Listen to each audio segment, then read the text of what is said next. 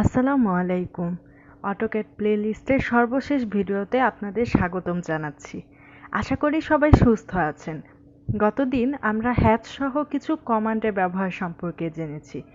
আজ আরও কিছু এক্সট্রা কমান্ড সম্পর্কে জানব। প্রথমে দেখব লিস্ট কমান্ডের প্রয়োগ। লিস্ট এমন একটি কমান্ড যেটার সাহায্যে আমরা বিভিন্ন লেয়ারের ডিটেলস সম্পর্কে জানতে পারি। সাপোজ হ্যাচের ডিটেলস সম্পর্কে আমরা জানব। হ্যাচ ক্লিক করে লিস্ট লিখে এন্টার দিলেই ডিসপ্লেতে হ্যাচের সবকিছু শো করবে। এখানে আমরা দেখতে পাচ্ছি হ্যাচ কোন লেয়ারের অন্তর্ভুক্ত, এর কালার, প্যাটার্ন ইত্যাদি সব শো করছে। আর সবথেকে গুরুত্বপূর্ণ যে ইনফরমেশন সেটা হলো যে হ্যাচটুকু আমরা সিলেক্ট করেছি সেটা কতটুকু এরিয়া জুড়ে আছে। একইভাবে আমরা যদি প্লটের বাউন্ডারি রেক্ট্যাঙ্গলের ডিটেল লিস্ট কমান্ডের মাধ্যমে দেখতে চাই তাহলে এখানেও সম্পূর্ণ প্লটের এরিয়া এবং পেরিমিটার দেখতে পারবো। এছাড়াও আমরা এখানে একটা লাইনের লেন্থও লিস্ট কমান্ডের মাধ্যমে বের করতে পারি। এবার আসুন আমরা একটু স্মৃতিচারণ করি। আমাদের আর্কিটেকচারাল ডিজাইন প্লেলিস্টে প্রথম ভিডিওতে আমরা দেখেছিলাম একজন নন টেকনিক্যাল পারসন অথবা টেকনিক্যাল পারসন যাতে একটা বিল্ডিং প্ল্যান ভালো মতো বুঝতে পারে এজন্য লিজেন্ড লেখা, লিজেন্ডের আন্ডারে অনেক ডিটেইলিং লেখা। এখানে সেটাই আমরা টেক্সট লেয়ারের মাধ্যমে দেখিয়েছি।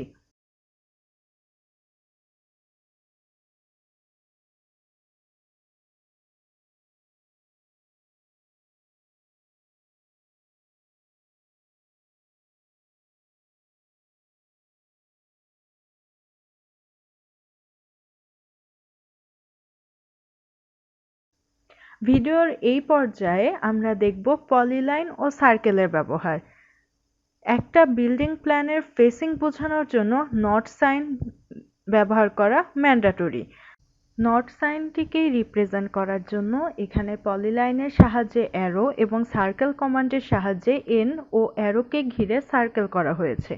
পলিলাইন বা লাইন কমান্ডে গিয়ে ট্যাব দিলে অ্যাঙ্গেল ইনপুট দেওয়া যাবে।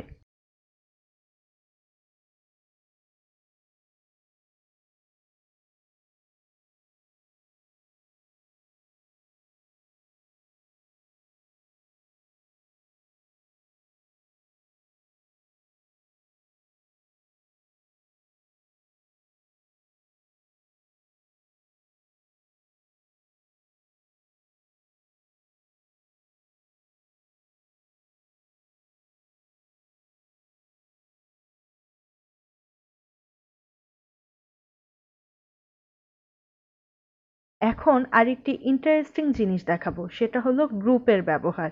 আমরা যদি চাই নট সাইন যখন মুভ করব তখন অ্যারো চিহ্ন, সার্কেল সব একসাথে নট সাইনের সাথে মুভ করবে। এটা করার জন্য গ্রুপ কমান্ড ইউজ করব। যেসব এলিমেন্ট গ্রুপ করতে চাই সেগুলো একবারে সিলেক্ট করে উপরে টুলবার থেকে গ্রুপসে গিয়ে গ্রুপ ক্লিক করতে হবে। আবার আনগ্রুপ করতে চাইলেও সেম প্রসেস ফলো করতে হবে।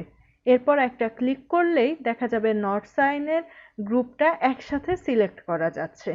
এবার সর্বশেষ কমান্ড, পিডিএফ করার ওয়ে। আমরা যদি পুরো প্ল্যানটাকে পিডিএফে কনভার্ট করতে চাই তাহলে কিবোর্ডে Ctrl+P লিখলেই প্লট মডেল নামে ডায়ালগ বক্স আসবে।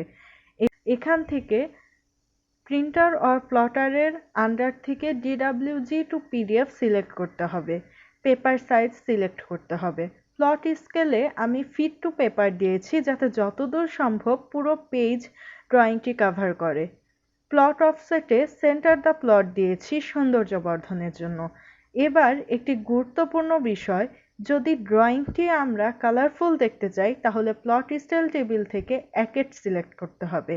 যদি গ্রে স্কেলে রিপ্রেজেন্ট করতে চাই তাহলে গ্রে স্কেল এবং সাদা কালো রিপ্রেজেন্ট করতে চাইলে মনোক্রোম সিলেক্ট করতে হবে। তারপর প্লট এরিয়া থেকে উইন্ডো সিলেক্ট করব। এর পাশের উইন্ডোতে ক্লিক করে সর্বনিম্ন ফাঁকা জায়গা রেখে ড্রয়িং সিলেক্ট করতে হবে।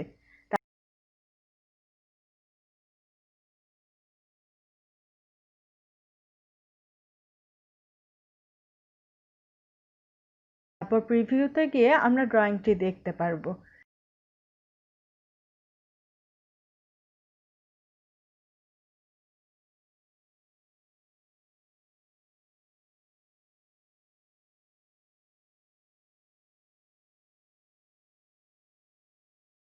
আমরা চাইলে ড্রয়িং ওরিয়েন্টেশন চেঞ্জ করে পোর্ট্রেট অর ল্যান্ডস্কেপে কনভার্ট করতে পারি।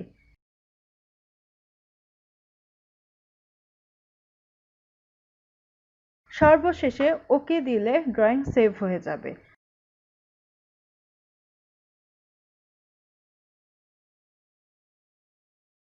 এভাবে আমরা জেপিজি এবং পিএনজি ফরম্যাটও করতে পারি। আমাদের পাশে থাকার জন্য আপনাদের সবাইকে অসংখ্য ধন্যবাদ। আমাদের ভিডিওটি যদি ভালো লেগে থাকে তাহলে অবশ্যই আমাদের চ্যানেলটি সাবস্ক্রাইব করতে ভুলবেন না এবং ভিডিও শেয়ার করতেও ভুলবেন না। আমাদের পরবর্তী ভিডিওগুলো দেখার আমন্ত্রণ জানিয়ে আজ এখানেই শেষ করছি। আল্লাহ হাফেজ।